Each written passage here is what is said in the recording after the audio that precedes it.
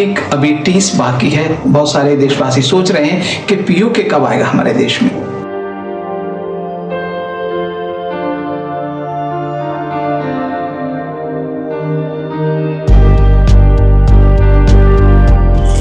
नमस्कार दोस्तों, मैं हूं श्यामवीर सिंह और आप देख रहे हैं हमारा चैनल जैसलमेर की गलियां। दोस्तों, हिंदुस्तान के लोग काफी दिनों से सोच रहे हैं कि मोदी जी दोबारा से प्रधानमंत्री बन गए और काफी वायदे पूरे भी हो गए हैं, जैसे कि 370 का वादा था और जो हमारे राम मंदिर का वादा था, राम मंदिर भी बन रहा, 370 भी हट गई और कश्मीर की समस्या जो बहुत बड़ा नासूर बन चुका था देश के लिए, उसका हल इतना शानदार हुआ कि देशवासी सारे खुश हैं। एक अभी टीस बाकी है। बहुत सारे देशवासी सोच रहे हैं कि पीओके कब आएगा हमारे देश में।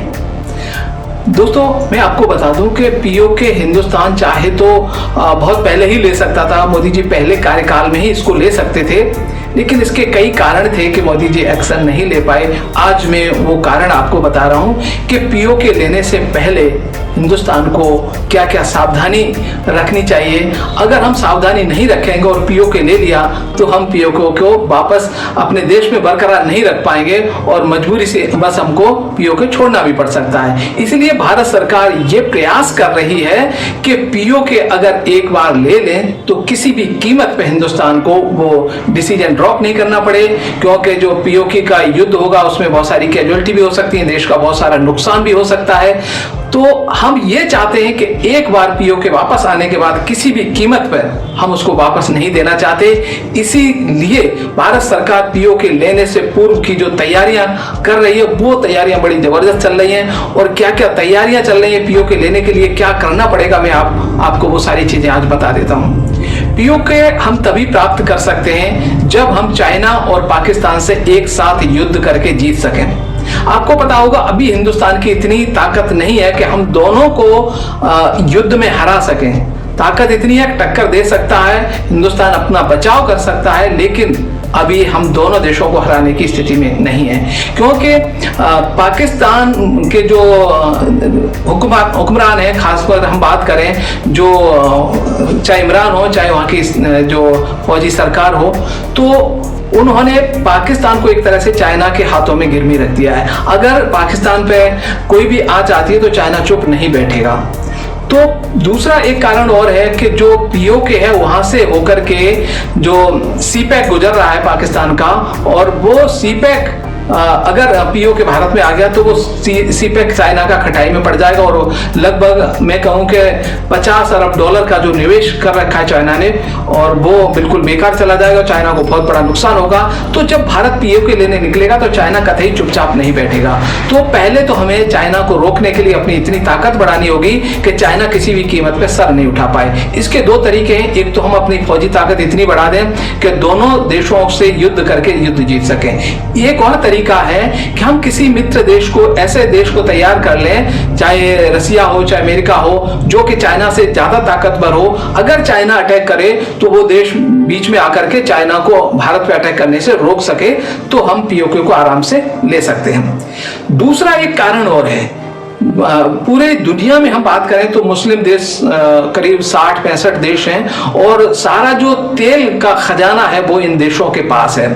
अगर पीओके भारत ले लेता है तो जो मुस्लिम देशों का संगठन है, हो सकता है कि भारत पर बैन लग जाए और तेल देने से इनकार कर दें। तब भारत क्या करेगा?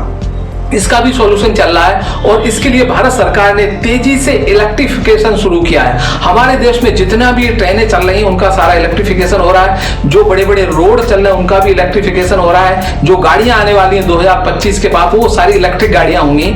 यानी हम आत्मनिर्भर बन जाएंगे पेट्रोल के मामले में। तो ये देश प्रतिबंध भी लगा दें तो ये हमारा कुछ नहीं बिगाड़ पाएंगे। और ये तभी हो सकेगा कि हमारे देश में अभी खपत का 30% ही ऑयल निकलता है और हम 70% तेल को ड्रॉप कर दें, उसकी जरूरत नहीं पड़े, पूरा इलेक्ट्रिक के ऊपर निर्भर हो जाए, तो ये हो सकता है। इलेक्ट्रिक कहां से आएगी? हमारे देश में कोयला बहुत है और अभी हम विदेशों से कोयला आयात कर रहे थे कि कोयला की जो खाने हैं उनका आवंटन तेजी से हो रहा है और 2 साल के अंदर हम कोयले के मामले में आत्मनिर्भर हो जाएंगे। बिजली हम इतनी बनाएंगे कि अपने देश के अलावा हम दूसरे देशों को भी बिजली दे पाएंगे। तो हम तेल के मामले में और रक्षा क्षेत्र में आत्मनिर्भर होने के बाद एक ऐसी भी चीज है जिसके ऊपर हमें ध्यान देना है कि बहुत सारे भारतीय यूरोपीय देश और अमेरिकन देशों में रहते हैं, तो हो सकता है कुछ देश भारत पर प्रतिबंध लगा दें और हमारी जो प्रतिभाशाली युवा जो बाहर रह रहे हैं, हो सकता है उनको वहां से वापस भारत भेज दिया जाए। ये भी हो सकता है, एक संभावना व्यक्त की जा रही है, हालांकि ऐसे होने की संभावना बहुत कम है। तो उन देशों के लिए भारत में इतना बड़ा इंफ्रास्ट्रक्चर पैदा किया जा रहा है कि यहां पर आने वाले समय में दूसरे देशों के इंजीनियर, डॉक्टर यहां पर काम करने आएंगे, टेक्नीशियन, इतने सारे रोजगार के अवसर यहां पैदा होने वाले हैं। और भारत हर चीज में आत्मनिर्भर बनना चाहता है कि कोई भी देश अगर हमारे ऊपर प्रतिबंध लगा दे तो हमारा देश उनको झेल सके, तभी यह संभव होगा कि हम पीओके लेने के बाद उसको बरकरार रख पाएंगे।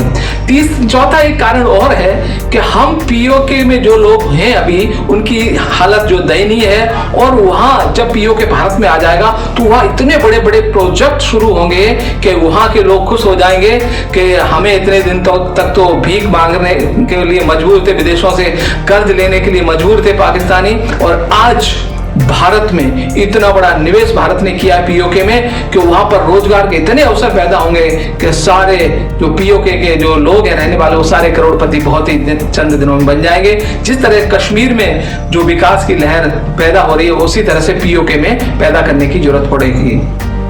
अभी हमारे पूरे देश में बहुत ही अच्छा माहौल है, देश तेजी से विकास कर रहा है, और इसी गति से हम आत्मनिर्भर बनते रहे तो 3 साल के अंदर भारत इतना सक्षम हो जाएगा कि भारत पर प्रतिबंध लगाना तो दूर, कोई सोच भी नहीं सकेगा कि भारत पर प्रतिबंध का कोई असर पड़ सकता है, और तब भारत अपनी मनचाही चीजें प्राप्त कर सकेगा, यानी पीओके लेने के बाद उसको बरकरार रख सकेगा। तो सरकार योजना बना रही है, योजना आगे बढ़ रही है, और बहुत ही जल्दी आपको ये योजना जो है अमल में लाने की आप देखेंगे, अमल में लाई जाएगी जब भारत आत्मनिर्भर बन जाएगा।